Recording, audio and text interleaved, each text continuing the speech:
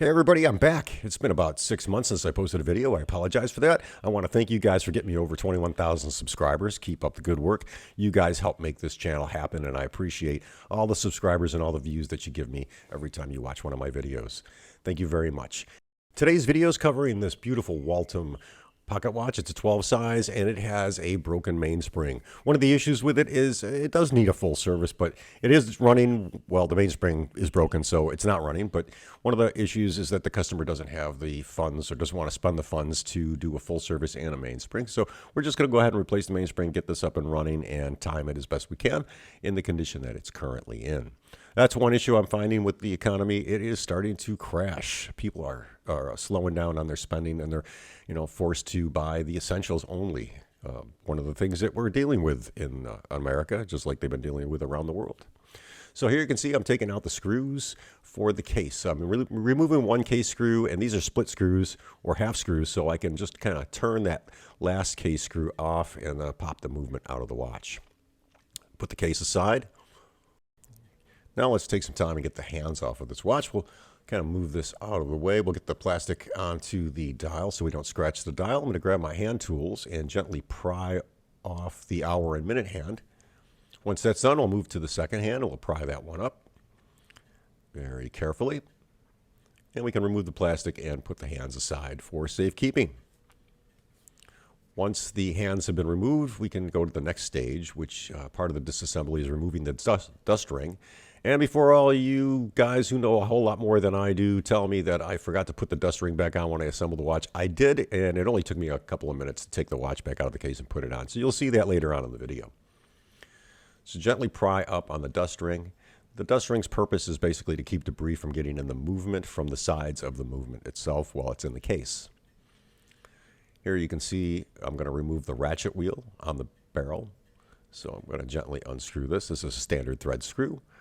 Take that off, put the screw aside. I'll gently pry up the ratchet wheel and put that aside. And now we'll remove the winding wheel. Here you can see I'm just giving it a test to see if there's any pressure on that, and there is none. Of course, that mainspring is disconnected. This is typically a reverse thread screw, but on this particular watch, it is a standard thread screw, so you just have to be careful when you're working with these not to break these screws, depending on which thread is, if it's reversed or standard. Pop that other ratchet wheel out, and now we can start removing the 3/4 bridge that covers the barrel. There are 3 screws on this Waltham watch that do that, so we're going to loosen those screws up very carefully. Remember to use the correct size screwdriver if you're going to do this at home. And I'm going to grab my tweezers and pull these screws, put them aside for safekeeping.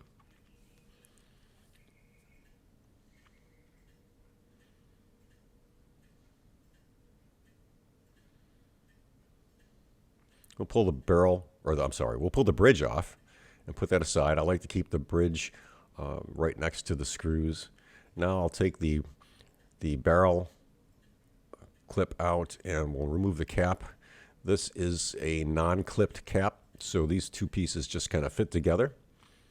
And you can see we've got some oil debris in there. And we're looking at this spring, and you can kind of see what happened. This spring's lost all its tension. It's probably darn near close to the original. I'm going to pull it out. We're going to replace the spring anyway. Remember the rotation of the spring, if it rotates in the barrel clockwise or counterclockwise. So when you put the new one in, you know which way to put it in correctly. Unlike newer watches where you get mainsprings supplied, they're color-coded in the package so that you know which side is face up and face down when you put them in. Mainsprings for pocket watches are not coded, unfortunately. So let's take a look at this spring, and you can see the opening for the barrel cap is somewhat loose. Now I could go and tighten it up, but we're not going to do it. We're just going to replace it. And here you can see I'm having a little brain fart here. This is not the part that holds the spring in place. We need to grab the cap, and you can see the cap actually has a little notch in there that grabs the spring and tightens it up. Now I've adjusted this new spring, and you can see on the new spring it does fit nice and tightly. What I want to do now is just clean the spring out, put some oil on it before I put it in the barrel.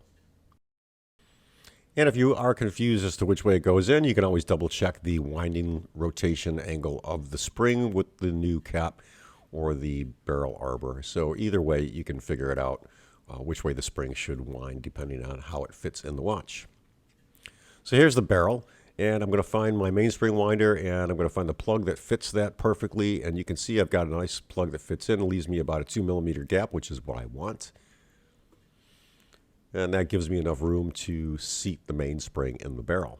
Here you can see the post for the barrel winder or the spring winder, and you can see there's a little notch there. That little tab connects to the mainspring, the center post of the mainspring, and it allows you to wind it in the mainspring winder, which you'll see in a second here. But I did want to show you a close-up. Now that's an antique mainspring winder. I bought that at an auction like 30 years ago, and I use it just about every day. So I'm inserting that winding post into the mainspring, and we're going to seat it correctly so that that little tab catches on the spring. Once that's seated correctly, I can start winding the spring very carefully so it doesn't pop out. And here you can see it's winding right into the mainspring winder, which is what you want. Once it's wound in, what you want to do is make sure that the little tab for the end of the mainspring protrudes out from inside that barrel. So you can see I'm kind of just pulling it out manually. There's a little notch in there. You can see the little hole at the end of the mainspring, and that catches on the little notch inside the mainspring barrel. And there's that little notch you can see inside the barrel right here. So I'm going to insert the winder into the barrel, and I'm going to rotate it counterclockwise until the spring catches on that notch. Once it does, I know it's seated correctly in place.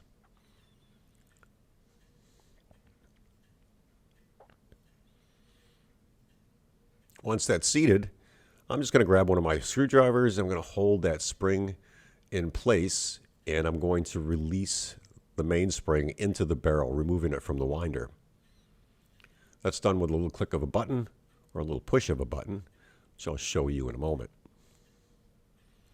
Snap, and the mainspring seats correctly into the barrel, and it is locked in place. So here's that mainspring winder. If you push down on that, what it does is it pushes a plunger down on the bottom of the winder, and that pushes the spring out. And that's typically how mainspring winders, old and new, still work.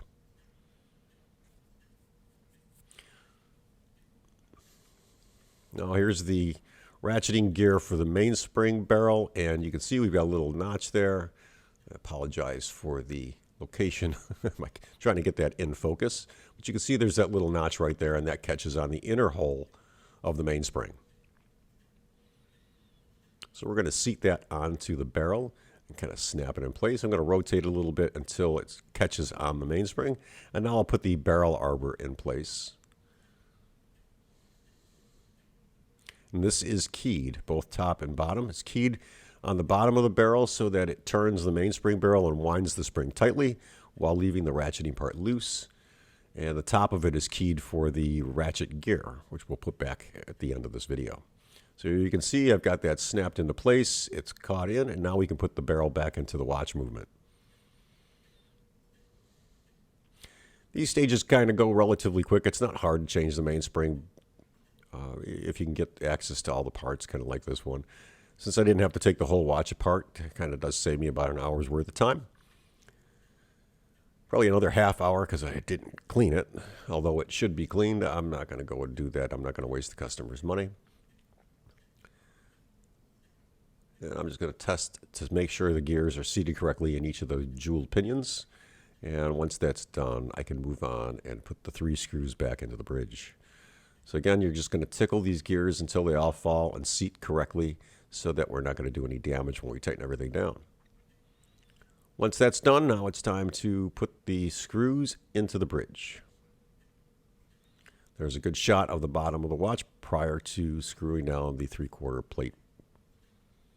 And again, I'm just checking just to make sure that the pinions are all seated correctly. Let's start putting the screws in. It's always a good idea to put these in about halfway so that it's holding everything together but not too tight, because if you do have something that's not correctly positioned, you could damage the watch. So we're just going to tighten these down about halfway. I'm going to go back and make sure that everything's seated correctly and the fit is perfect.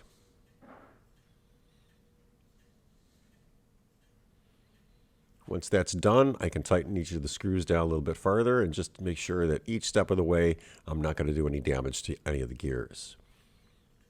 Now I've got everything tightened up, and now I'm just going to do a little test. I'm going to kind of push on that main gear, on the main wheel, and we're going to apply a little pressure just to see if the pressure travels through the train up to the escapement, which it does. Now here's the front of the watch. We're just going to check and see everything is completely seated correctly here. I'm going to get ready to put the dial back on, so we'll put the dial washer on first. We'll seat the dial. Remember, the dial only goes in one position. There are usually either 2 or 3 dial feet that hold the dial in place. And these dial feet are a little bit tight, so we're just going to get them seated and then tighten up the screws to make sure that it seats correctly and there's no play in it. This particular watch has 3 dial feet that need to be tightened onto the movement. Okay, now that that's done, I can go ahead and start putting the winding and ratchet gears back in place. We'll start with the winding gear. And we'll get that seated correctly. Once that's in place, I'll grab the screw. We'll put that in place. And remember, this particular model has a standard thread screw. Normally, again, like I said, they are reverse thread on American pocket watches, but not this one. So you do have to double check. Once that's tight and it's free rotating, we'll go ahead and we'll just test it one more time. Every step of the way, it's a good idea to test to make sure that everything is properly working. We'll get the barrel ratchet wheel in place, and this is keyed to wind the mainspring inside the barrel. Get the screw in place, and now we'll tighten that up. This is not going to be able to be tightened, like a car wrench. The barrel will turn as you tighten that screw, but it's got to be tight enough that it won't fall out. And again, I'm using my winder just to test it and wind the mainspring a little bit. Give it about 1/4 of a wind. And once I'm happy with that, I can move on to the next stage. As you can see, with just a few winds, the watch is running, and it's running very good. So I'm kind of happy with it. Although I would like to have done a full service on this watch, it's in good enough shape that it's running well, especially with a new mainspring. I did oil the pallet a little bit just to make sure that it's free. Now it's time to recase the watch. So we're going to set the movement into the watch with the 12 o'clock position straight up into the crown and stem. I'm going to rotate the crown a little bit until it seats correctly. And once that's done, I will tighten up that bottom case screw that we left inside the movement. That's, again, like I said, it's a split half screw, so you just turn that halfway and tighten it up. And now I'll put the upper case screw in place. And I did remove that one completely. It's just easy to remove one of them. Usually there's 2 in each watch. And I'll tighten this one down so that the movement is held firmly inside the case. Now, if you do remember in the beginning of this video, I did tell you I forgot to put the dust ring back on, so I ended up having to take this apart, put that dust ring back in. It took me about 2 minutes. And here I'm just testing the crown to make sure it winds and sets correctly. This is a stem wind, stem set watch, so you do pull it out 1 click to set the time, push it back in to wind the mainspring. First, when I put the hands on, I always like to start, of course, with the hour hand. That's the first one you put on. You can start with either the second hand or the hour hand. And I like to seat that firmly in position. And then what I'll do is I'll either set it to the 3 o'clock or 9 o'clock position just to get the alignment correct. So I'm going to turn that until it's aimed correctly or directly at the 15-minute position. Once that's done, I'll put the minute hand on. With the watch set exactly 3 o'clock, I can set that minute hand pointing directly at 12, which just makes it easier for me, just something I've been doing for 30 years, and it just helps me align the hands when I'm putting them on the watch. Once you got the hour and minute hand on, it's usually a good time to rotate the hands around the movement, just to make sure that the hour and minute hand aren't rubbing against each other and that the alignment is correctly. So I'll just check as I go along here. And I like to turn it up to the midnight or 12 o'clock position so that I can just check for alignment of both hands, and if you have to make any adjustments, this is a good time to do it. And this one needs just a little bit of a nudge to the right. So I'm going to give that hour hand a little push. Make sure that both the hour and minute hand are aimed correctly and directly at the 12 o'clock position.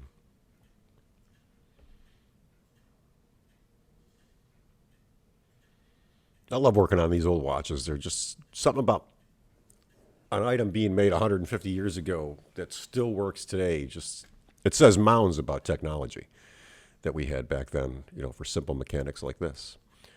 And last but not least, for the hands wise, we'll get that second hand in place. I put it on very loosely, and then I'll rotate it to make sure that if the pinion on the second hand gear is a little skew, I get an alignment on the hand that won't rub against the dial. And while I was cleaning this case out, the crystal popped off, so we're just going to snap that crystal back in place. Just a snap-in glass crystal, snaps right into the bezel. And there you have it. We've got a one watch that's completely, well, not completely serviced. It's running really good. I've timed it, measured the speed. It's running pretty accurately, plus or minus a couple minutes per day, which, you know, for a 150-year-old watch, that's not particularly bad. The case is in good shape. I'm going to just polish it off with a polishing cloth, get my fingerprints off of it. It's always a good idea to just check the case, make sure everything's working, there's no issues, the movement's not loose. And again, to admire the beautiful machining on the movement. This is a gold-filled watch, not a solid gold watch. Most of these watches were gold-filled. Sadly, in economic times that are in tough times like we have now or like we had back in 2008, seems like everybody kind of melts these cases down to get as much gold that they can and cash in. And then the cases get melted, and you know, some of these beautiful cases just being destroyed like that kind of just contributes to the fact that it's going to get harder and harder to find these beauties. I'm just going to use a polishing cloth and get all the dust and debris and fingerprints off of this movement.